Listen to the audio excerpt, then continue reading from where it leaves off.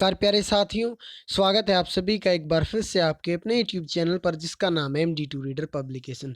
तो फ्रेंड्स, आपकी आगामी परीक्षाओं को ध्यान में रखते हुए जो टीम ने हरियाणा जी के डेली क्विज और मॉक टेस्ट की सीरीज शुरू की, उसका पार्ट नंबर 18 है। और जो पहले हमारे 17 पार्ट, उनकी प्लेलिस्ट बनी हुई नीचे लिंक डिस्क्रिप्शन में दिया हुआ है, आप उन्हें भी देखिए। अपने फ्रेंड्स को सजेस्ट कीजिए अगर आपको वो वीडियो अच्छी लगे, और अपने एग्जाम की तैयारी करते रहिए। और दिसंबर के में जो है आपके HSSC के एग्जाम स्टार्ट हो सकते हैं, ऐसी संभावनाएं जताई जा रही है। अगर हरियाणा सरकार की मान ली जाए और HSSC चेयरमैन की मान ली जाए, तो जिस प्रकार से वो इस चीज़ की एडवर्टाइजमेंट कर रहे हैं। तो चलिए आज की वीडियो को शुरू कर लेते हैं। आज का पहला हमारा जो क्वेश्चन है वो है कि भाई, हरियाणा का मैदानी भाग समुद्र तल से कितनी ऊंचाई पर स्थित है? 700 से 900 फीट, 750 से 880 फीट, 800 से 1000 फीट, 900 से 1100 फीट। तो फ्रेंड्स, इसका जो सही आंसर है वो आपका ऑप्शन नंबर ए है, जिसका 700 से 900 फीट ये आपका सही आंसर रहेगा। अगले प्रश्न की ओर बढ़ चलते हैं। अगले प्रश्न में क्या कह रहा है? हरियाणा के किस भाग में शिवालिक पर्वत श्रृंखलाएं स्थित हैं? उत्तर पश्चिम, उत्तर पूर्व, दक्षिण पश्चिम, दक्षिण पूर्व। तो फ्रेंड, जो शिवालिक की पहाड़ियाँ वो हमारी उत्तर पूर्व, हरियाणा के उत्तर पूर्व में स्थित है। क्वेश्चन मैंने आपको पहले भी बताया था। ठीक है, राज्य के उत्तरी पूर्वी भाग में शिवालिक की पहाड़ियों का विस्तार है। अगर मैं डिस्ट्रिक्ट की बात करूँ तो पंचकूला, अंबाला और यमुनानगर जिले में ये स्थित हैं। और शिवालिक की पहाड़ियों को दो श्रेणी में बांटा गया: उच्च शिवालिक की श्रेणियाँ, निम्न शिवालिक की श्रेणियाँ। उच्च शिवालिक की जो हमारी श्रेणियाँ हैं वो 600 मीटर से अधिक ऊंची हैं, और जो निम्न है वो 400 से 600 की रेंज में है। इस चीज़ का भी आप ध्यान रखेंगे। अगले प्रश्न की ओर बढ़ चलते हैं। एक उससे पहले रिक्वेस्ट करूंगा भाई, शेयर किया करें चीज़ों को। जब आप शेयर नहीं करते ना, मज़ा नहीं आता बिल्कुल भी। तो शिवालिक की पहाड़ियों से हरियाणा प्रदेश की कौन सी नदी निकलती है? घग्गर, मारकंडा, ये सभी, या फिर टांगरी? तो फ्रेंड्स, इसका जो सही आंसर है वो है आपका घग्गर। घग्गर जो नदी है हमारी, वो किससे? शिवालिक की पहाड़ियों से निकलती है। ठीक है। और सतलुज यमुना नदियों के मैदान से बहने वाली है एकमात्र जो घग्गर नदी है, विशालतम बरसाती नदी भी इसको कहते हैं। ठीक है। और समुद्र तल से इसकी जो ऊंचाई है 1927 मीटर, जहाँ से ये निकलती है हिमाचल प्रदेश राज्य के सिरमौर जिले में डगसई नामक स्थान है, जहाँ से ये निकलती है। तो शिवालिक की पहाड़ियों से हरियाणा की कौन सी नदी निकलती? घग्गर नदी निकलती है। और अगर मैं बात करूं मारकंडा, यह नदी हिमाचल प्रदेश की धरतीहर नामक पहाड़ियों के दक्षिण ढाल से निकलती है और अंबाला में काला अंब नामक स्थान पर हरियाणा राज्य में प्रवेश करती है। तो ये क्वेश्चन भी कई बार पूछा गया और आ भी सकता है कि भाई, जो मारकंडा नदी है वो हरियाणा में कहाँ से प्रवेश करती है? अंबाला में काला अंब नामक स्थान है जहाँ से मारकंडा नदी हरियाणा में प्रवेश करती है। ठीक है। और जो मारकंडा नदी है, इसकी 3 सहायक नदियां भी हैं: रण, बेगना तथा नकटी। ठीक है। और यह नदी मोरनी की पहाड़ियों से निकलती है, दक्षिण दिशा के और अम्बाला शहर के उत्तर पूर्व में पंजोखेरा नामक गांव तक बहती है। ठीक है। ये आप इन चीज़ों का ध्यान रखेंगे। ठीक है। अगले प्रश्न की ओर बढ़ चलते हैं। राज्य सरकार का संवैधानिक प्रमुख कौन होता है? मुख्यमंत्री, भारत के मुख्य न्यायाधीश, राज्यपाल, कोई नहीं? तो राज्य सरकार का जो संवैधानिक प्रमुख होता है वो राज्यपाल होता है। कौन होता है? राज्यपाल होता है। अगले प्रश्न की ओर बढ़ चलते हैं। प्रदेश की कौन सी नहर जगाधरी पोंटा सड़क पर स्थित ताजेवाला नामक स्थान से यमुना नदी से निकाली गई है या निकलती है? जवाहरलाल नेहरू, कोई नहीं, पश्चिमी व पूर्वी यमुना नहर, भाखड़ा नहर। ये प्रश्न मैं आपको पहले भी करा चुका हूँ। तो जो हमारी यमुना नदी से जो ताजेवाला हथिनीकुंड बैराज से निकलती है वो पश्चिम तथा यमुना नहर निकलती हैं। ठीक है। और अगर मैं बात करूँ JLN की, JLN पश्चिमी यमुना नहर से निकाली गई है, जो खुबड़ू हेड से निकाली गई है। ठीक है। अगले प्रश्न की ओर बढ़ चलते हैं। सही उत्तर का चयन कीजिए। कलेसर का रोहतक दिया हुआ है, सुल्तानपुर का यमुनानगर दिया हुआ है, बाबा मस्तनाथ शिक्षण संस्थान का कुरुक्षेत्र दिया हुआ है, ब्रह्म सरोवर का गुड़गांव दिया हुआ है। अगर मैं इसको अच्छे तरीके से या सही तरीके से इसको मैच करूं, तो इसका जो सही आंसर होगा, कलेसर जो राष्ट्रीय उद्यान है वो आपका कहाँ पर स्थित है? यमुनानगर के अंदर स्थित है। सुल्तानपुर गुड़गांव के अंदर स्थित है। बाबा मस्तनाथ शिक्षण संस्थान रोहतक के अंदर स्थित है। ब्रह्म सरोवर कुरुक्षेत्र के अंदर स्थित है। तो ये किस प्रकार से मैच हो जाएंगे? कलेसर यमुनानगर, सुल्तानपुर गुड़गांव, बाबा मस्तनाथ रोहतक और ब्रह्म सरोवर कुरुक्षेत्र। इस प्रकार से ये चीजें मैच हो जाएंगी। अगले प्रश्न की ओर बढ़ चलते हैं। महात्मा गांधी राष्ट्रीय ग्रामीण रोजगार गारंटी योजना का संपूर्ण हरियाणा में विस्तार कब किया गया था? 1 जनवरी 2008, 1 जुलाई 2009, 1 जनवरी 2008 या फिर इनमें से कोई नहीं। तो फ्रेंड्स इसका जो सही आंसर है ऑप्शन नंबर डी, इनमें से कोई नहीं। देखिए, जो राष्ट्रीय महात्मा गांधी राष्ट्रीय ग्रामीण रोजगार गारंटी अधिनियम था, इसको संसद में नरेगा के नाम से पास किया गया और 2005 में इसको पास किया गया। अगर आज ये हरियाणा में इसको कब लागू किया गया? पूरे हरियाणा में, संपूर्ण हरियाणा में इसको जो 1 अप्रैल 2008, 1 अप्रैल 2008 को इसे हरियाणा के सभी जिलों में लागू कर दिया गया। तो इसका सही आंसर है 1 अप्रैल 2008। ठीक है, इस प्रकार से ये रहेगा। अगले प्रश्न की ओर बढ़ चलते हैं। अगर ये प्रश्न आ जाए कि भाई हरियाणा में नरेगा की शुरुआत कब हुई?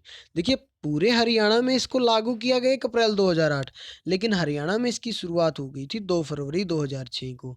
अगला प्रश्न है, प्रशासनिक उद्देश्य से हरियाणा राज्य को कितने भागों में बांटा गया है? 2, 3, 4 या कोई नहीं। तो फ्रेंड्स इसका सही आंसर है कोई नहीं, क्योंकि प्रशासनिक उद्देश्य से हरियाणा राज्य को 6 डिवीजन में, 6 संभागों में, 6 मंडल में बांटा गया है।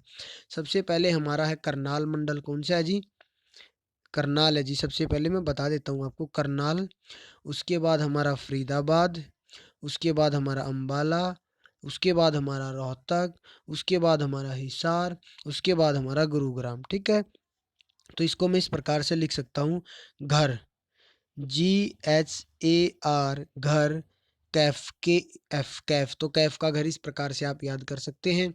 गुड़गांव, हिसार, अंबाला, रोहतक और आपका करनाल और फरीदाबाद। इस प्रकार से घर, कैफ, ये हमारे 6 डिवीजन है। इस चीज़ का आप ध्यान रखेंगे। अब ये भी क्वेश्चन पूछ लेता है कि भाई सबसे ज़्यादा जो ज़िले हैं वो किस मंडल के अंदर आते? तो रोहतक मंडल के अंदर सबसे ज़्यादा ज़िले आते हैं, 5। ठीक है, और किसी में 4 आते हैं, किसी में 3 आते हैं। सबसे ज़्यादा रोहतक में आते हैं, रोहतक, सोनीपत, झज्जर, भिवानी और दादरी। देखिए, भिवानी से 2 बने तो दोनों रोहतक में, रोहतक से दूसरा सोनीपत बना था।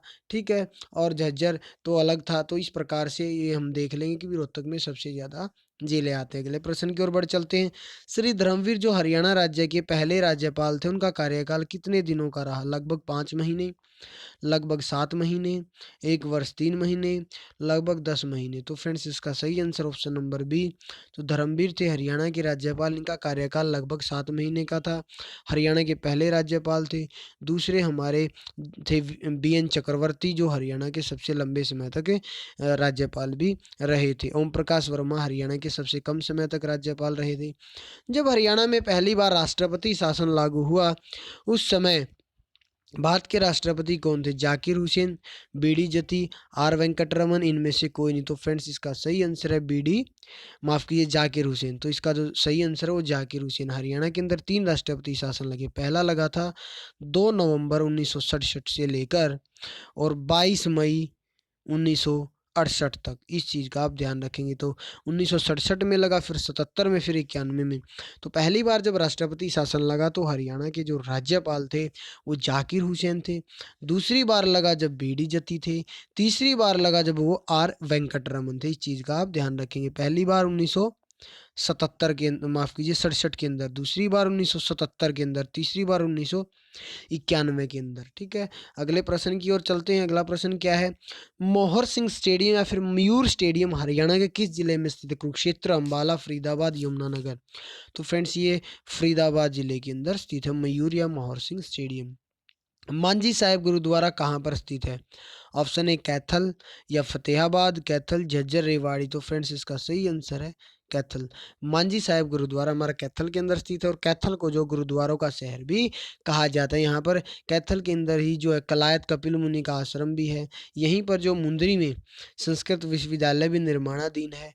यहीं पर हमारा जो गुरुद्वारा टोपियों वाला, बाबा शाह कलाम की मजार, ईंटों की बावड़ी, अरनोली का टीला, ठीक है, ये सारी चीज़ें हमारी कैथल के अंदर स्थित है। वही कैथल में मंदिरों का जो वास्तुशास्त्र है जनता लोरा की गुफाओं से भी मेल खाता है। अगला प्रश्न देख लेते हैं। हरियाणा में हर्षवर्धन कालीन ताम्र मुद्राएं कहाँ से प्राप्त हुई? अग्रोहा, दूसरा ऑप्शन भी बाय मिस्टेक अग्रवा आ गया, तीसरा पानीपत, चौथा सोनीपत। तो फ्रेंड्स इसका जो सही आंसर है वो आपका हमारा सोनीपत। तो हर्षवर्धन कालीन जो ताम्र मुद्राएं हैं वो हमें सोनीपत जिले से प्राप्त हुई, ये चीज़ मैंने आपको पहले ही बताई। तो भाखड़ा जो हमारा डैम प्रोजेक्ट है उसके जन्मदाता कौन रहे हैं या कौन हैं?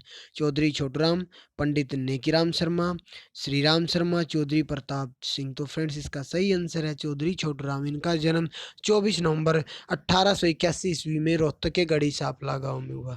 10 वर्ष बाद 1891 ईस्वी में इन्होंने प्राइमरी स्कूल में एडमिशन लिया और इन्होंने जो ये क्वेश्चन पूछा जाता कानून की शिक्षा, लॉ की शिक्षा आगरा से प्राप्त की 1910 ईस्वी में। 12 में इन्होंने वकालत शुरू की। इनको रहबर ए आजम, किसानों का मसीहा और राव बहादुर की उपाधि भी इनको मिली हुई थी। जाट गजट नामक जो साप्ताहिक पत्रिका थी या समाचार पत्र था उसका भी प्रकाशन इन्होंने 1916 में रोहतक से ही किया था। ठीक है। और और भी बहुत सी चीज़ें हैं जो चौधरी छोटूराम के बारे में पढ़ने के लिए बहुत ही ज़रूरी हैं। जैसे मैंने आपको बताया इनका जो वास्तविक नाम था वो रिछपाल था। इनकी शादी ज्ञानो देवी जी के साथ हुई। इनके पिता का नाम सुखीराम था और इनकी माता का नाम है सीरिया देवी था। ठीक है, इस चीज़ का भी आप ध्यान रखेंगे। ठीक है, अगले प्रश्न की ओर बढ़ चलते हैं। अगला प्रश्न है हमारा, हरियाणा में जलवायु किस फसल के लिए विशेष रूप से अच्छी है? चावल, मक्का, गेहूं, बाजरा। तो फ्रेंड्स इसका सही आंसर है गेहूं। तो हरियाणा में जलवायु गेहूं के लिए सबसे एक तरीके से लोकप्रिय या विशेष रूप से अच्छी मानी जाती है। हरियाणा के सुप्रसिद्ध संत कवि का नाम बताइए। नंदलाल ग्रंथ साहिब, संत गरीबदास, संत करीबदास, कबीरदास। तो फ्रेंड्स संत गरीबदास जो हरियाणा के सुप्रसिद्ध संत कवि माने जाते, संत गरीबदास। अगले प्रश्न की ओर बढ़ चलते हैं। हरियाणा के सुप्रसिद्ध हास्य रचनाकार कौन है? Doctor Shamim Sharma, doctor Nanak Chand Sharma, doctor रतन चंद्र शर्मा, लक्ष्मी चंद। तो फ्रेंड्स इसका सही answer doctor Nanak Chand Sharma. Doctor Nanak Chand Sharma Haryana के सुप्रसिद्ध हास्य रचनाकार माने जाते हैं। अगला प्रश्न है, गुलाबों की या गुलाब का फूल की पैदावार एशिया में सबसे अधिक कहाँ होती है? चंडीगढ़, नई दिल्ली, गुड़गांव, फरीदाबाद। तो फ्रेंड्स एशिया में गुलाब की सबसे ज़्यादा पैदावार चंडीगढ़ के अंदर होती, जो पंजाब के और हरियाणा की संयुक्त रूप से राजधानी, और यहीं पर उच्च न्यायालय भी जो स्थित है पंजाब का और हरियाणा का। हरियाणा की उच्च न्यायालय की स्थापना चंडीगढ़ में कब हुई? आप सभी जानते हैं, जब पंजाब हरियाणा अलग अलग हुए उसी समय चंडीगढ़ के अंदर पंजाब हरियाणा हाईकोर्ट की स्थापना हुई थी, यानी कि 1966 ईस्वी के अंदर यह हुई थी। अगला प्रश्न है, भाखड़ा नहर द्वारा हरियाणा का किस जिले में सिंचाई का कार्य किया जाता है? सिरसा, सोनीपत, हिसार, यह सभी। तो फ्रेंड्स इसका जो सही आंसर है ऑप्शन नंबर डी, यह सभी। तो भाखड़ा नहर के द्वारा सोनीपत जिले की भी सिंचाई होती है, सिरसा की भी और हिसार की भी। और जो हमारी पश्चिम लिंक नहर है, इसमें इस पर जो ककरोई जल विद्युत परियोजना भी है, ककरोई जल विद्युत परियोजना भी इसी पर स्थित है। ये क्वेश्चन भी एचएसएससी ने पूछा हुआ है। ताजेवाला हेड वर्कर्स नामक प्रसिद्ध पर्यटन स्थल हरियाणा के किस जिले में स्थित है? यमुनानगर, फरीदाबाद, गुड़गांव, रोहतक। तो फ्रेंड्स इसका जो सही आंसर है वो यमुनानगर। यहीं पर जो है जगाधरी में रेलवे का वर्कशॉप भी स्थित है। यहीं पर एक छछरौली नामक स्थान भी है जिसे हरियाणा का चिरापुंजी कहा जाता है। अगले प्रश्न की ओर चलते हैं। अगला प्रश्न है, हरियाणा के जींद जिले में निम्न में से कौन से वृक्ष अधिक मात्रा में पाए जाते हैं? ऑप्शन ए शीशम, बी कीकर, सी सफेदा, डी उपरोक्त सभी। तो फ्रेंड्स कीकर जो सबसे ज़्यादा जींद जिले में पाई जाती है, कीकर, इस चीज़ का आप ध्यान रखेंगे। अगला प्रश्न है, अगर नवग्रह कुंड पूछ लिए जाएं, ओहो ये वही आ गया जी, हरियाणा में नवग्रह कुंड कहाँ पर स्थित है? कुरुक्षेत्र, गुड़गांव, फरीदाबाद, कैथल। तो नवग्रह कुंड ये यहाँ पर इनका जो है विशेष महत्व, और ये हमारे कैथल जिले के अंदर है स्थित है। ठीक है, 9 कुंडों का निर्माण यहाँ पर उस समय धर्मराज युधिष्ठिर के द्वारा किया गया था, यज्ञ करवाया गया था, जिसमें सूर्य कुंड, चंद्र कुंड, मंगल कुंड, बुद्ध कुंड, बृहस्पति कुंड, शुक्र कुंड, शनि कुंड, राहु कुंड और केतु कुंड का निर्माण करवाया था। इन कुंडों में स्नान के महत्व के कारण कैथल को छोटी काशी के नाम से भी जाना जाता है या पुकारा जाता है। अगला प्रश्न है, जिला महेंद्रगढ़ किस चीज के उत्पादन के लिए हरियाणा राज्य में प्रथम स्थान पर? बाजरा, चावल, बर्तन, साइकिल। देखिए चावल करनाल, साइकिल सोनीपत, और बच गया क्या? तो फ्रेंड्स बाजरा, महेंद्रगढ़ जो है बाजरे के उत्पादन में पहले नंबर पर है हरियाणा के अंदर। अगला प्रश्न है, हरियाणा सरकार द्वारा किस वर्ष 10+2+3 शिक्षा प्रणाली लागू की गई? 1980, 81, 1976-77, 1988-89, 1985-86। तो फ्रेंड्स 1988-89 ऑप्शन नंबर सी। 1988-89 में हरियाणा सरकार द्वारा 10+2+3 शिक्षा प्रणाली लागू की गई थी। तो फ्रेंड्स ये आज का अंतिम प्रश्न था। आई होप काफ़ी अच्छी सीरीज लग रही होंगी। जाने से पहले फिर रिक्वेस्ट करूँगा शेयर जरूर करें सभी भाई चीज़ों को। आज की इस वीडियो में फिलहाल इतना ही। धन्यवाद।